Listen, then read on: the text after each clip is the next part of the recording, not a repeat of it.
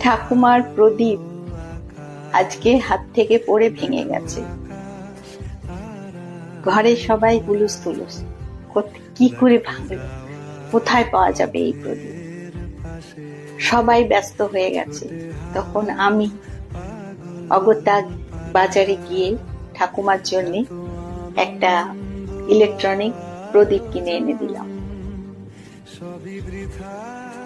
ঠাকুমা খুব খুশি, চোখে জল এসে গেল।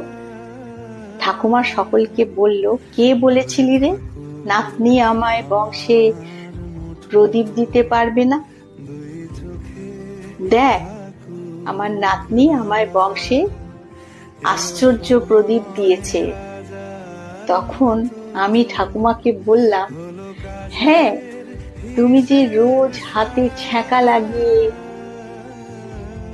গরম তেলে হাত পুড়িয়ে প্রদীপ জ্বালাচ্ছিলে, তার জন্যেই আমি আজকে তোমায় ইলেকট্রনিক প্রদীপ এনে দিয়েছি।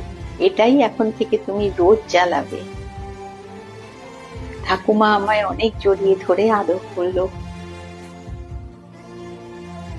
গল্প রীমা ভট্টাচার্য, গল্প কুটির থেকে নেওয়া আশ্চর্য প্রদীপ। আমি চিরশ্রী চ্যাটার্জি। কেমন লাগলো গল্প তোমরা সবাই